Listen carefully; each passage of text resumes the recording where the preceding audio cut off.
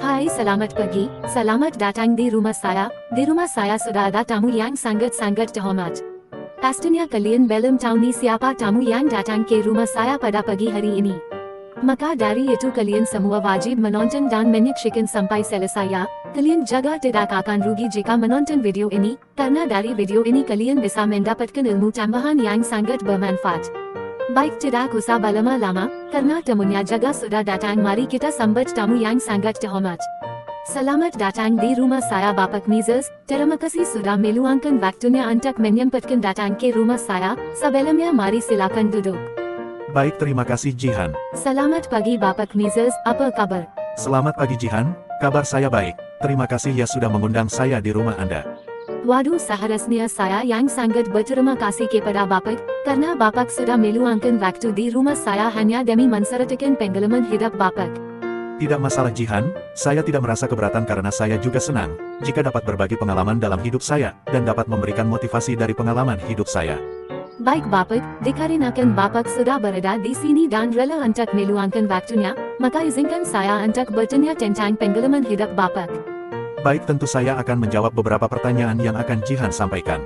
Iya baik Bapak Mrs. Saya ingin bertanya mengenai biografi dari Bapak Mrs. itu bagaimana? Perkenalkan, saya Ludwig Heinrich Adler von Mises. Saya adalah salah satu ekonom dan filsuf sosial di abad ke-20. Saya lahir pada tanggal 29 September tahun 1881 di Lemberg, yang merupakan bagian dari kerajaan Austro-Hungaria.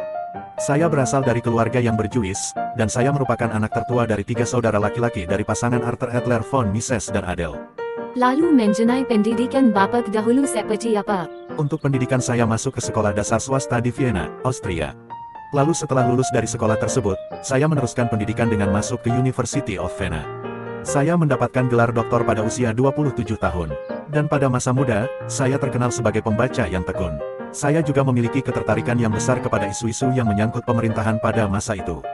Saya juga dijuluki sebagai seseorang yang terkenal menolak anti-Marxis, dan itu juga merupakan permulaan diri saya menjadi seorang yang menentang sistem komunisme. Wah, ternyata Bapak Mrs. ini senang membaca dan tertarik dengan isu-isu yang menyangkut pemerintahan. Jadi apakah Bapak juga menulis sebuah artikel? Benar, saya menulis sebuah artikel berjudul Sosialisme, yang menentang sistem komunisme yang sedang terjadi di negaranya selama masa sesudah terjadinya Perang Dunia I. Tetapi setelah itu, ketika tentara Hitler menyerang negaranya, saya memutuskan untuk pindah dari Vienna pada tahun 1934. Saya pindah ke negara Switzerland dan mendapatkan pekerjaan sebagai pengajar di Graduate Institute for International Studies di Geneva, dan pada tahun 1940, saya dan keluarga pindah menuju Amerika Serikat pada saat saya berumur 59 tahun. Lalu apakah Bapak juga melakukan aktivitas ketika berada di negara baru? Iya, saya memulai kembali aktivitasnya di negara baru dengan menjadi penulis dan pengajar. Saya mendapatkan kewarganegaraan Amerika pada tahun 1946. Sampai tahun 1973, saya menjabat sebagai penasihat pada Yayasan Pendidikan Ekonomi di Irvington-on-Hudson, New York. Saya memutuskan untuk pensiun di usia ke-87 tahun. Sebelumnya saya merupakan profesor tertua yang masih aktif mengajar di Amerika Serikat. Selama masa aktif, saya telah menulis 25 buku, lebih dari 250 artikel, dan mendapatkan beberapa prestasi lainnya. Oh iya Bapak, sebelumnya saya mendengar kabar bahwa Bapak merupakan ekonom yang menentang paham komunisme. Apakah benar seperti itu Bapak? Iya, benar yang Jihan katakan, bahwasannya saya adalah ekonom yang menentang paham komunisme yang diterapkan pada masyarakat sosial. Karena saya berpendapat bahwa masyarakat yang bebas dan pasar yang bebas tidak dapat dipisahkan. Saya juga sangat menjunjung tinggi potensi dan akal manusia. Untuk itulah, saya dianggap sebagai salah satu pemikir besar di dunia. Baik Bapak, terima kasih atas penjelasannya. Apakah boleh jika teman saya berbincang bersama Bapak? Dia ingin bertanya mengenai teori Bapak. Tentu saja boleh, panggillah teman Anda itu. Baik Bapak, terima kasih atas waktu yang telah diberikan untuk teman saya. Saya akan memanggil teman saya tersebut. Namun mohon maaf Bapak, di saat Bapak berbincang dengan teman saya tidak bisa berada dalam ruangan ini. Dikarenakan ada suatu hal yang perlu saya kerjakan. Baiklah, selesaikan kerjaan Anda tersebut. Saya akan berbincang dengan teman Anda. Terima kasih Bapak atas maklumnya. Izinkan saya untuk memperkenalkan diri terlebih dahulu Bapak. Perkenalkan, nama saya Sinta. Saya adalah teman Jihan. Terima kasih atas waktu yang diberikan untuk saya. Salam kenal Bapak. Salam kenal kembali Sinta. Bagaimana kabar Anda hari ini?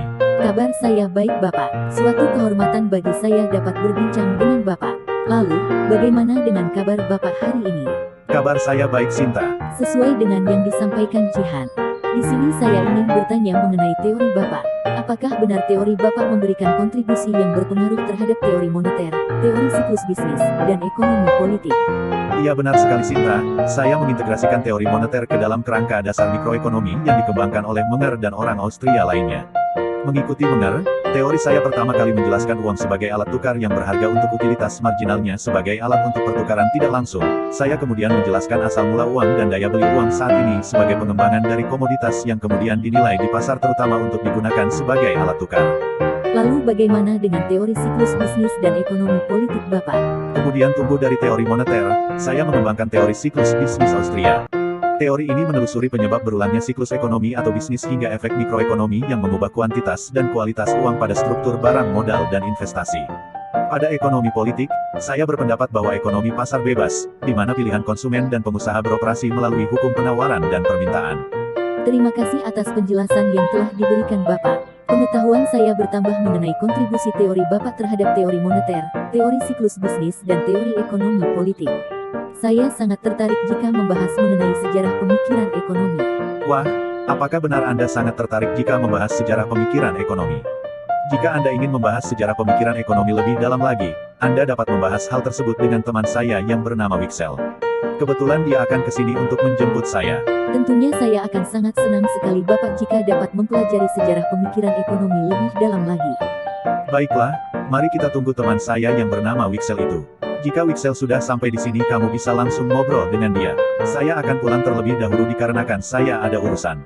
Baik Bapak, terima kasih. Apakah benar ini rumah Jihan? Benar sekali Bapak. Apakah Bapak temannya Bapak Mises yang bernama Bapak Wixel? Anda sangat benar, saya adalah temannya Mises. Perkenalkan, nama saya Sinta, temannya Jihan. Jihan sedang menyelesaikan pekerjaannya, jadi Jihan tidak bisa berkumpul bersama di ruangan ini Bapak. Apakah benar kata Mises jika Anda ingin memperdalam pengetahuan mengenai sejarah pemikiran ekonomi? Betul sekali Bapak Wixel, saya ingin memperdalam pengetahuan saya mengenai sejarah pemikiran ekonomi. Sebelum memulai pembahasan, silahkan duduk terlebih dahulu Bapak. Baik, terima kasih Sinta. Apakah boleh Bapak, jika saya mengajukan beberapa pertanyaan kepada Bapak?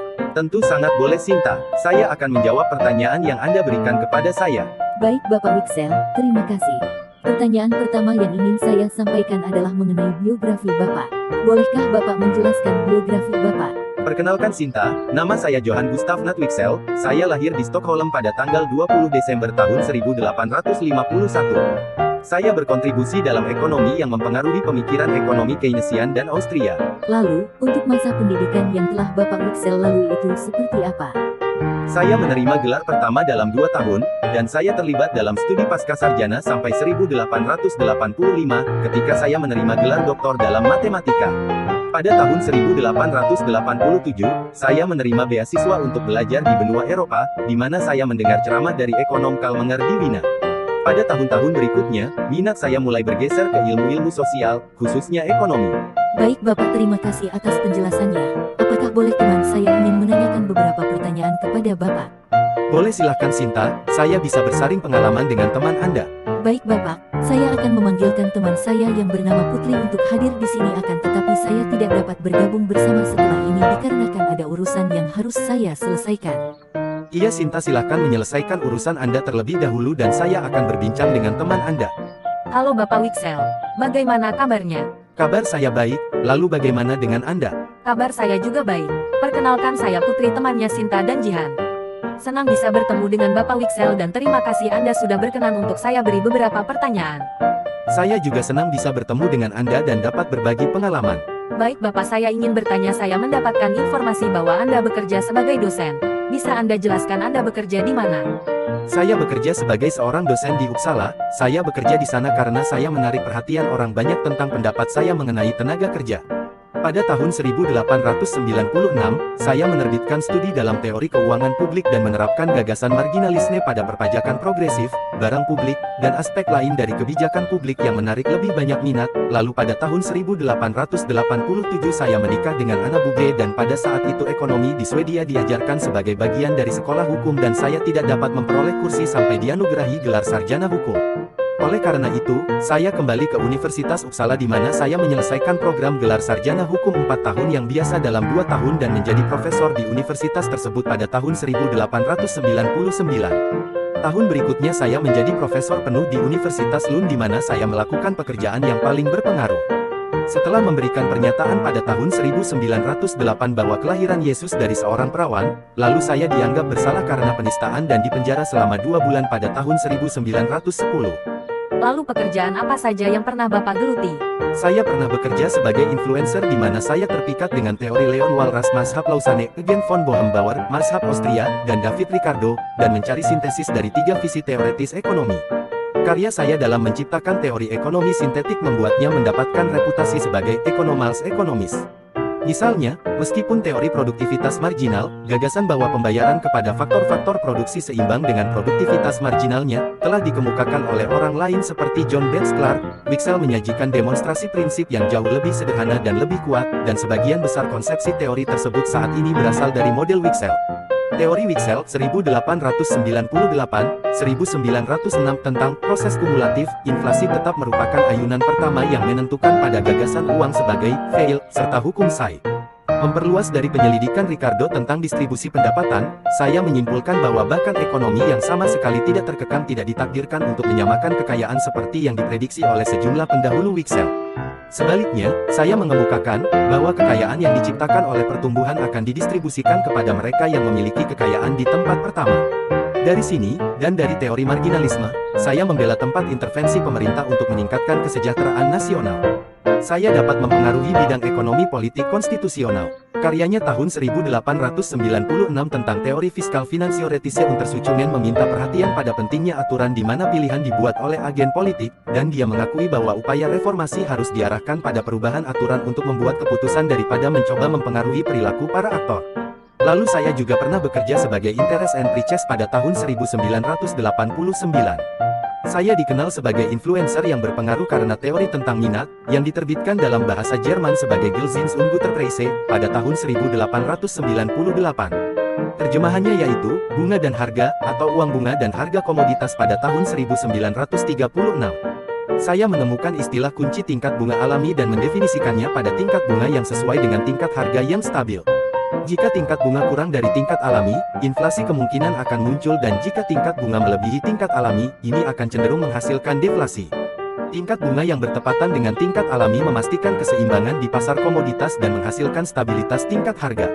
Teori ini diadopsi dan diperluas oleh aliran Austria, yang berteori bahwa ledakan ekonomi terjadi ketika karena ekspansi moneter tingkat bunga spot turun di bawah tingkat pasar uang alami yang tidak terhalang. Lalu ada cumulative process. Lalu setelah Anda menekuni pekerjaan tersebut, apakah bisa dijelaskan kapan Anda pensiun dari pekerjaan yang Anda geluti tersebut? Pada tahun 1916, saya pensiun dari jabatan saya di Universitas Lund dan mengambil posisi di Stockholm sebagai penasihat pemerintah tentang masalah keuangan dan perbankan. Di Stockholm, saya mengasosiasikan diri saya dengan para ekonom besar masa depan lainnya yang disebut Sekolah Stockholm, seperti Bertil Ohlin, Gunnar Myrdal dan Erik Lindahl. Dia juga mengajar Dag Hammarskjöld Muda, Sekretaris Jenderal Perserikatan Bangsa-Bangsa Masa Depan. Baik Bapak Wicksell, terima kasih sudah mau menjawab semua pertanyaan yang telah saya tanyakan. Saya mendapat banyak sekali informasi yang bermanfaat. Sama-sama Putri, saya juga senang karena bisa menjadi narasumber dan sharing tentang pengalaman saya. Saya pamit pulang dulu dan terima kasih atas jamuannya. Semoga bisa bertemu lagi di lain waktu. Baik Bapak, hati-hati di jalan. Mari saya antarkan ke depan. Sekian dari saya Jihan Nibras Johara dengan 9210 Delapan 05541 Saya Sintalis diakhiri dengan NIM 21080554024. Saya Putri Rifaatul Mahmudah dengan NIM 21080554060. Terima kasih telah menonton video kami hingga selesai. Kurang lebihnya mohon maaf yang sebesar-besarnya. Jika ada salah kata yang disengaja maupun tidak disengaja.